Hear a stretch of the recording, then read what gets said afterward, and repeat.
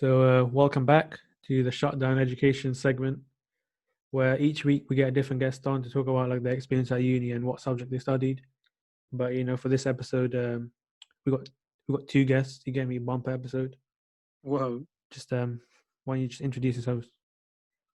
So hi, I'm Jonathan, and I'm a recent economics graduate from Queen Mary. I'm Sauj, aka the quarterback, and yeah, similar to Jonathan, I also did economics at Queen Mary. Cool. So I guess like the right thing to do now is just talk about how it first started. So why don't you just take us back, like let's say you're studying at A level. How did you come to choose to study to study economics, and why Queen Mary? So when I chose economics, it was quite late in the day. Like it was very like a spontaneous decision. It wasn't like planned out all. It was just like through my experiences at A level economics, I was like, yo, like this is actually a good subject. Like I find it the most interesting out of all the subjects. I was like, why not do as a degree? But Wait, what did you study? I studied maths, physics, chemistry, and economics. Nice. Yeah, so like even like expanding on that, there was like two main reasons why I thought economics degree would be suited to me. And like one was that like my strongest subject in like GCSE and A level was always like maths, but I didn't want to do like a maths degree because I thought maybe like it may be too boring for me. Yeah. Like because there's no application to it, just like plain maths. And I thought economics could be that application. And the second reason is that I've always been fascinated about like different countries, economies, and like developing countries because like I've always been fascinated how why my parents immigrated from Ethiopia to England, and like why countries like Ethiopia are unable to provide a quality of life like countries in England. So like those questions are ones I wanted to get answered, and I wanted to gain a deep understanding in those type of topics. Nice. So Sajia, what about you? It's kind of similar to Jonathan in some respects. So I did maths, economics, and physics in A2, and I didn't really like physics that much, like enough to do it as a degree. Okay. Because it's similar. It's similar in the sense to maths as well. Because like I liked maths and I liked physics, but like um, I wasn't like the greatest at maths. I would say, like I was alright in it, but like I thought uni level maths would be like quite a big step up. Yeah. Especially for me, I didn't do further maths as well, so it wouldn't really help. So that's why economics, like by default, seemed like the best one to go with, like, by process of elimination. Yeah. So like when it came to like say choosing your unis, how did that come about? Like say how did you stumble upon Queen Mary? So Queen Mary was obviously a London uni, so that was like the requirements I had to fill because like my parents would have no way allowed me to live outside of London. So yeah, that was like the main reason. And like of course a lot of like you hear a lot of stuff about Queen Mary because like there's a lot of like quite a few people from our school that went Queen Mary, and like they said like so you assume like it's quite good in that sense. Of course, a Russell Group university, so that's another benefit. So and like like if you let's say if your criteria is London, the only kind of London uni to have like a nice campus is Queen Mary. Yeah. It's the only one with like a real campus. No, I think City have one as well actually. City's in a dodgy location though. To be fair, if you go to like Mile End, it's pretty much just Queen Mary. So like that's like the main like bit of that area. No, because for us, like it is a direct kind of central line, and it's not too bad to get there. I mean, it takes a bit of time, but it's not too bad. No, yeah. It's not central London; it's East London. So yeah, you have to be willing to commute to that. Like if you don't live in East London already. Yeah. So Saj, why did you like pick Queen Mary though? Yeah, first obviously the main reason was it was because it was in London. Yeah. I didn't really hear of Queen Mary before that, like before picking unis. But yeah, I think that was the main reason. And I put like at the time I want to go somewhere else, like, and yeah, like Queen Mary seemed like a good insurance to put down. Yeah. But yeah. Cool. Yeah. Cool. So we'll just move on to talking about like your experience at uni. So let's start off socially because both of you guys lived at home. So you know what they say, like when you live at home, you don't really get to experience uni to its potential. But do you think that's true? Absolutely, it's so true. Because especially where we lived, like we didn't live close to Queen Yeah. Mary, like close to Mile End, so like the commute was quite significant. And like, so let's say you're trying to do extracurricular activities or join a society, you're always like in your head, like, okay, this isn't a priority, this is not part of my studies. So like, why bother going in it? Yeah. So like, so yeah, it definitely had an effect. So like, meeting people weren't really a priority. It was just like studies. Well, that was in my case anyway. I'm sure like it differs from person to person. Yeah. Yeah. What about you, Zach? Yeah, I think I was in the same boat as Jonathan. Like, I don't know if it applies to everyone, all unis, but the Wednesday was like the day off Yeah. from academics, and like that's when like like most of the curricular activities took place. Obviously, they might have took place like later on in the day on another weekday or something, but Wednesday was like the hub, like the main like day, and obviously that was our day off, and I just couldn't be bothered to commute in. But do you guys think like, let's say like if you didn't care about like distance as much as you like, let's say you did, Yeah. do you think you could have had a better experience? Let's say if I said on Wednesday, let's say instead of thinking like, yo, it's my day off, what's the point going in? Yeah. It's like going in for like something fun. Do you think your experience would have been better? I think like it would have made it more likely I would have like gone out and done stuff like more social activities, more extracurricular activities. But still, like my mindset at the time was just like the number one priority is like studies and like make sure you get like the best grade that you can. So regardless, I still think I would have been like kind of like scared of like losing out on like revision time for like these type of activities.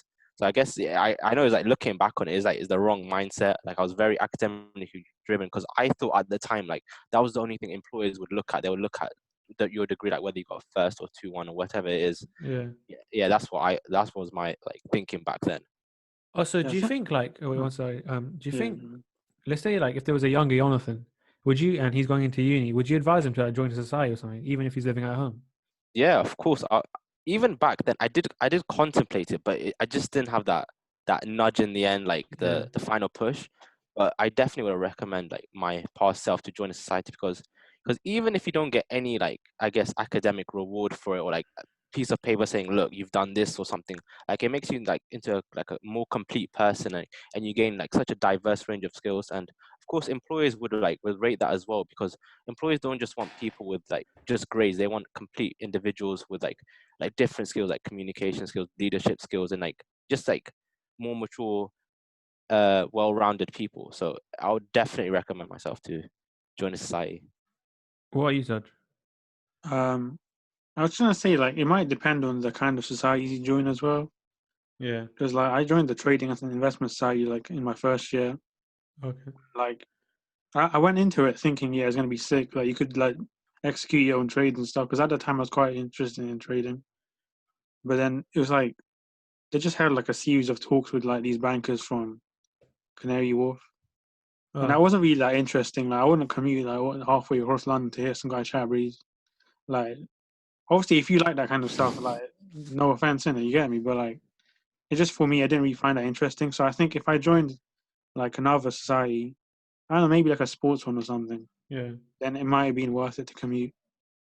Yeah. Cool. So I think that the choice of society kind of heavily influences your decision in some respects. Yeah. Mm. Yeah, because in episode 2, if you guys did watch that, like Oshana did say like with uni, because we asked him like, is it like, was your experience better because you lived out? Obviously, he said yeah, but like he said, you can still live out and still have a dead experience. It's like it's about like what you put in. That's what you Yeah, get out as it's well. about applying yourself in it. Yeah. Yeah, it's like you make uni what you want to make out of it. Exactly. So like Yeah. you have like a vast array of opportunities to do different stuff. Like even if you live in accommodation, you obviously learn how to live by yourself. There's like a range of different like life skills that you gain Yeah. through university. Yeah. Mm. Because the thing is, you can still live at accommodation, but be like that guy's like Barnett. I can't be asked to go to any sites. Yeah, I think it just Yeah. I think it just depends on you because like Yeah. looking back, I was quite content with my experience. Yeah. Like not gonna lie. So you Cool. know, So obviously we talked about social. Let's mm. talk about the education side. Obviously, that's the most important bit, I guess. How would you rate like your experience? Just talk about like your 3 years at Queen Mary? Yeah, looking back, it's kind of hard to like summarize in like a few words, but it was very.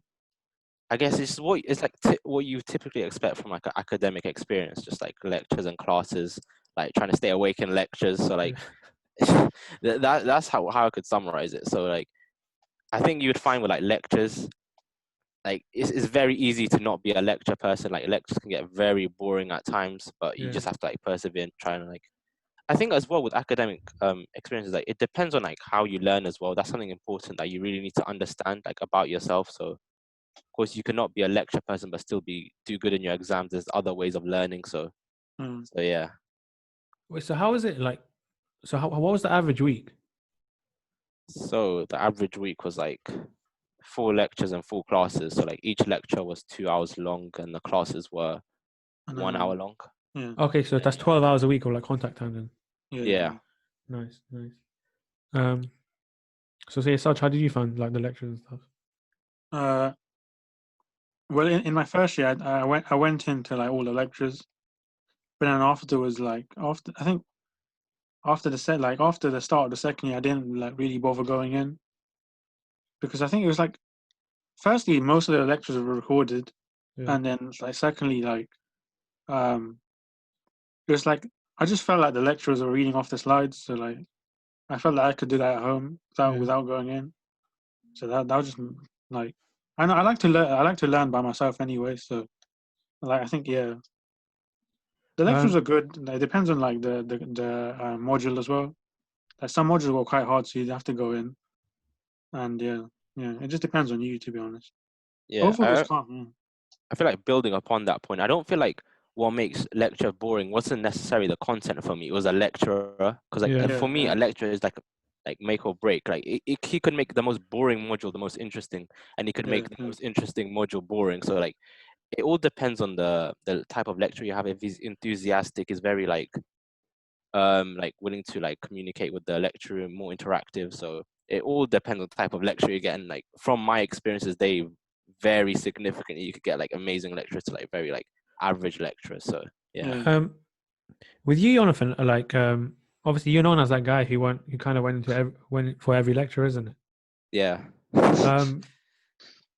And like tell us why, because like like Saji said, like during second year and third year, let's say he just didn't see the point of going in, and obviously you kind of studied the same thing. So like, was that the same case for you? But you still want to go in, or like tell us why you I went think in. the main reason why I went to lectures just out of guilt. Like it was just like first of all, you're paying a lot of you're paying a lot of money, like 27,000 tuition fees over the Oh, 3 yeah, years. that's true. You want to optimize the service that's provided, no matter how like useless it may seem. You just want to at least experience it, get a bit of your money worth, right? And like another reason is like just in case there'll be like some like sentence or word that a lecturer would use, like that could help you in an exam, like however small it may be, like could make an impact in your exam. And at the end of the day, I thought it's not like a lose-lose. I didn't think I could lose out by going to a lecture. Like even if I gain nothing, still at the end of the You people didn't that lose anything, didn't though. attend, the people that didn't attend the lecture also gain nothing as well. So that was my mindset. That's true though. If you actually look at it, like going to a lecture, it might not be that great, but you won't lose anything. But let's say if you don't go to a lecture, there is a chance that you might lose something, like lose out on something valuable. Yeah. So I guess that's like one of the main reasons. Yeah.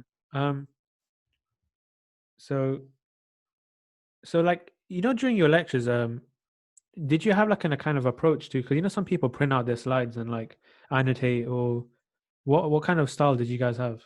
Like, what if you did go to lectures, like when you So did?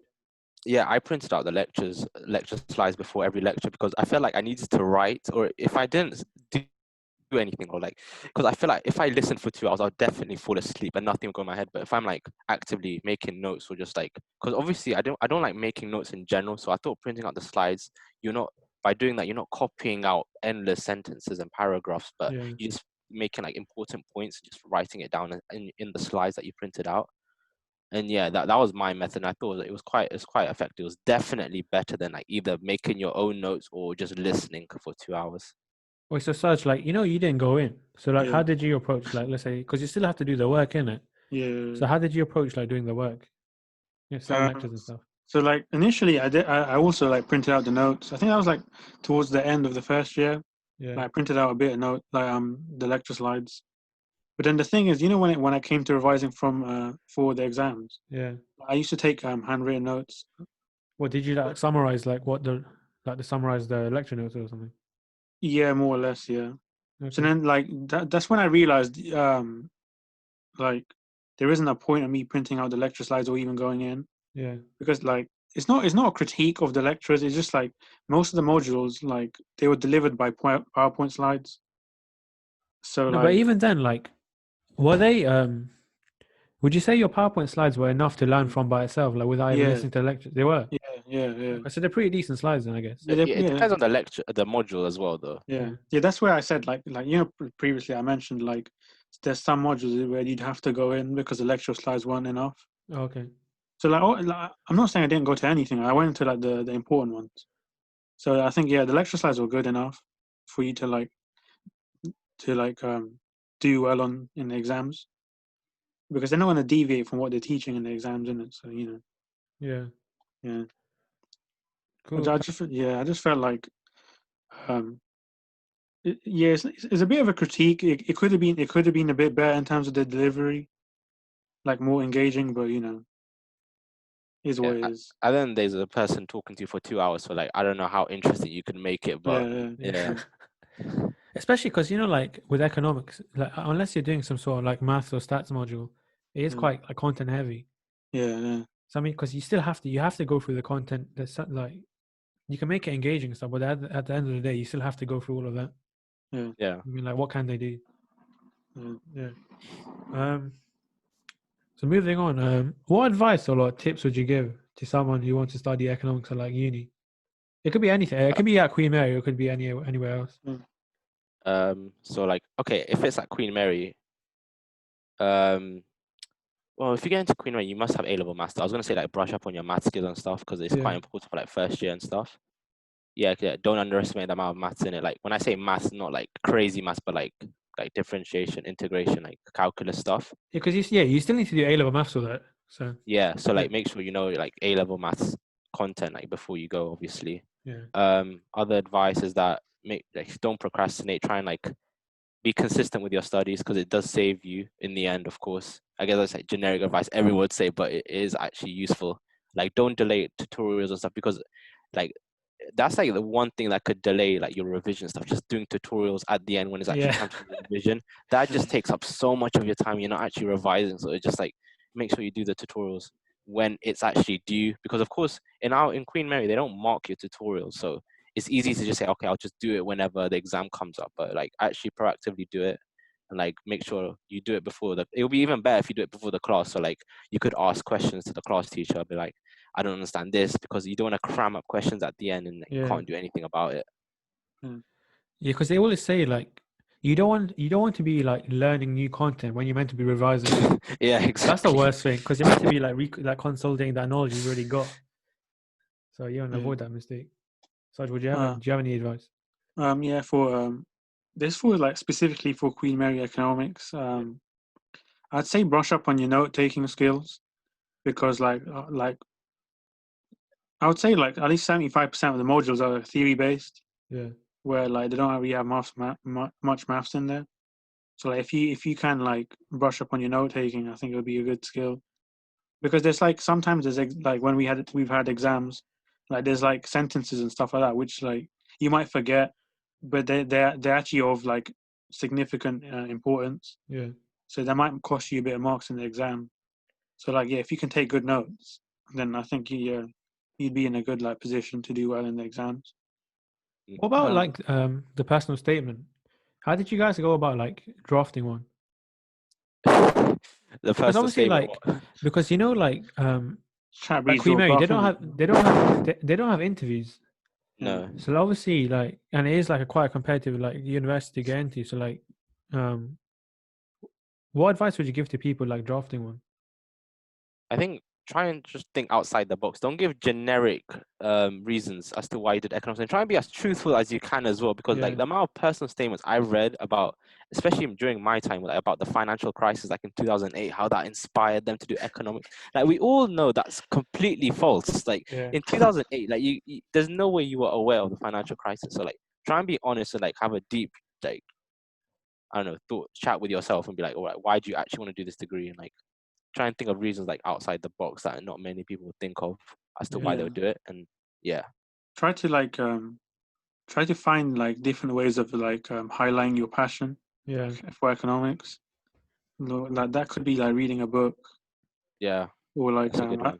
just like I don't know, researching into the field further, like more advanced topics where you're like, oh, do you know what, this guy knows what he's on about. You could look at the modules as well, like the ones at Queen Mary that could like And wow them. yeah, you could say like what particular branch of economics like interests you, like as compared to others. So Yeah, because like the only thing like when it comes to like, let's say if you're looking at modules and stuff like at different unis, be careful not to like obviously don't be specific to the uni, because obviously you can't say like MA 413 I forgot at about Queen that. Mary. Like, I forgot you have to give like a personal statement to all 5 unis, isn't it? Yeah, you could say something like, "Oh, I'm interested in learning something about like game theory." It's kind of like in an economics degree, it's kind of it's kind of like it's a given that you're going to study game theory. Mm-hmm. So you could say like, "I'm within that field. I like that, and I know your uni offers it or something." I think that's the main reason. I think if you highlight your passion and just demonstrate why, then it should be all right. I think ultimately your grades do the talking. So do you think like this is more for like people who finished their GCSEs or just like before that? Do you think there's a certain like combination of subjects you need to study economics, or no? Like I think the only ones they really want is maths. Yeah. It's like that's the only one I think that's quite useful. Even I know people that have done an economics degree without doing A-level economics. But if you are planning on doing an economics degree, I would definitely recommend you do economics A-level. So just try and do maths and economics, and the third one just do whatever you want. Because if you do, like, people don't do economics A-level, but like if you do it, your first year is pretty good. Because you understand most of the concepts. Like there's obviously new ones, but like most of the stuff you do is kind of a recap. Like the foundations and stuff. Yeah. So no, but don't. It is different though. There is a difference in the type of. I'm not saying it's like significantly harder or something, but the economics you do at A-level is very different to the ones you do A-level, because it's very application based, very like models and all this stuff that you do in university compared to A-level is very like touching the surface really. I think maths is the most desirable A-level. If you're half decent at maths, it should be all right. I just want to ask, like, because of the combination of people we've got here. This question I think will be the best, like, for you two. Do you think your degree was challenging? I think the content, it was manageable, but I think the challenging aspect, it wasn't particularly with my degree, but it applies to all degrees, like the challenge of like exams and like having a lot of like work to do, managing deadlines or like different projects. Like that's the hard thing I would think about the degree, but I don't think it's very specific to economics though. Like as a like obviously it's not a walk in the park like an economics degree, but yeah that's the best way. But that might be because like maybe like you grasp like knowledge quicker than maybe like other people. Let's say you don't know, and some people might find it hard to like understand the content. They might take a longer time.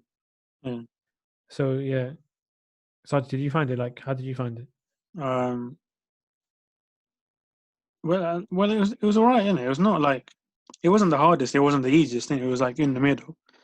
Like obviously, like there was a clear like disparity between the top grades and the people who failed in. There's obviously people that get like different grades. Yeah, that's like, a given everywhere. Yeah, that's given in it. But like, I just felt like if you like kind of did the tutorials and understood that well, like you had a great chance of getting a first. And that's what like ultimately everyone wants to get in it. So I think in that respect, it wasn't like that challenging, but like I think late like towards the end, like third year, then it got a bit challenging in terms of like the content as well, like the amount of like notes you'd have to do. Yeah, the Yeah. volume, it Yeah, the got a volume lot. increased. Yeah, the volume increased like exponentially. Wait, so you guys both got first. Yeah. Nice. Yeah. Cool. Just moving on. It's just an interesting question. Like, obviously, economics is like so many different topics. It's like a vast. Like, economics is like such a big subject. Yeah. Did you guys get like a lot of options to pick from? Let's say, I guess in first year maybe not, but like the later on years, second, third year. I think like the number of options, it does increase by like which year you're in. So like in first year, you have no options. Yeah. Second year, you have like 2 empty modules, so you can choose 2 modules of your choice. And Okay. third year, you choose like the entire 8 modules. Oh, nice. So yeah, it increases like a lot. So yeah, in that regard, yeah. And also you can do like modules from other schools. Like if you apply to another school, like there is leeway to do that as well. So yeah, that's Wait, what do another. you mean? So like for example, so if you do economics, you're part of the School of Economics and Finance. So they have their own set out modules, but you can branch out to like the School of Maths or something. And Oh, yeah. Okay, cool. yeah, and you can do like a maths module if you want to. Well, and you guys do have you know that what's it called, Erasmus?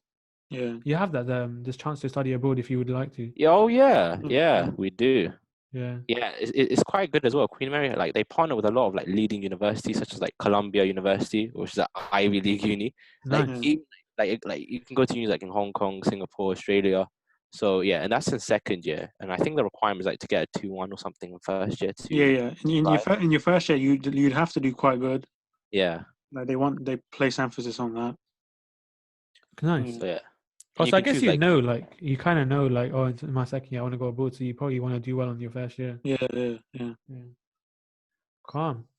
Mm. So obviously let's wrap this up. But Yeah. before we go, we ask a question to every guest that we have on. Okay. this segment. Can I just say something quickly? Yeah. You know, this is like generic piece of advice. Like if you wanna do like economics with a bit of maths, Yeah. I think I would advise doing like economics and maths, Yeah. or like economics, because like at Queen Mary there was like economics and maths, economic stats and maths, financial maths and economics and stuff like that. Yeah. I think if you want a bit of more maths with like within your degree, then like you should pick that. Because like I think like I thought like in my first year in in the second year and third year we'd have a bit more maths, but we didn't Yeah. like as much as I'd like to. But it's not criticism. It's just like if it's just your interest in it. Yeah. yeah, Yeah, just look into that if you are a prospective Queen Mary economics person. Yeah. Yeah, it's manageable. Don't worry about it. Don't stress. Don't stress, man. Yeah, Cool. just look into like the other mod. Just look. The main thing is just look at the modules. I think just to see what you might be And doing. ask people as well. Ask like people in the year above, like which modules are good and stuff. Because then you get a real answer of like how a module is. Because obviously, if you talk to a lecturer, they're gonna like praise it like so much, so you won't get a real understanding. Yeah, it's always good to reach out to like people in like years above, because Yeah. obviously they've been through it. Lecturers kind of they teach the same thing every year, so they'll just be like on the fence. Like, Yeah, they it's really all won't tell easy, you. all this year. Yeah, Yeah. but only students can actually tell you exactly how it is. Yeah. So it's good to reach out, just ask like, "You, do you think this module is good? Is this bad?" Yeah, just look around. Yeah. Yeah. So cool. Yeah, on the question I was gonna ask, if you had to like give a score from 0 to 10 of your experience at Queen Mary, this is factoring in everything, like Yeah. your academic experience, social, whatever. What would you give it? 10 being the best. It's very hard to like to give a rating because I made it. I could have easily made it better. So like, Yeah. so essentially, I'm scoring my own, like myself. But I'll just give I'll just give a basic 7. I'll just give that. Cool. That's a nice score. 7. Yeah. C or 7. Yeah. I think I would give it an 8. What? You gave a higher rating than me? Now, basically, like, hear me out, innit? Hear me out. Because like lectures were recorded and the slides were all right. Like it gave me a lot of freedom. So like I could do whatever I wanted, like outside of uni as well. Oh. So in that respect, it was pretty sick. But obviously, it So depends on you like the kind of freedom that came with uni, then, I guess. Yeah, and Queen Mary gave you a lot because the contact hours weren't that long, a lot as well, isn't it? Compared to because other people have like labs, classes, and lectures, and But I think other when it stuff. comes to like, like, let's say if you don't have a subject with labs, Yeah. I think 12 hours generally is what you're looking at on average. Yeah. It might vary, but you know, Because you I do think, have your academic advisor to go. You can drop in and Mhm. stuff. Right? and I think like the department was pretty nice. Yeah. Like the lecturers and stuff, they were pretty good. Like as a person, they were pretty nice. They'd help you out if you need help. Yeah. Yeah. So yeah, overall it was pretty good. Cool. Yeah. 8 and 7. So it's average at 7.5 for this episode. That's not too shabby. You know? Not too bad. Cool. So obviously, thanks for coming on the podcast. Cool. Thanks for having me. Cheers, man. Yeah, just stay tuned for next week's episode. We'll be bringing you another subject, another guest, or guests. Who knows? Who knows? Again, just keep it shut down always. Love it. Peace. Cool. Safe.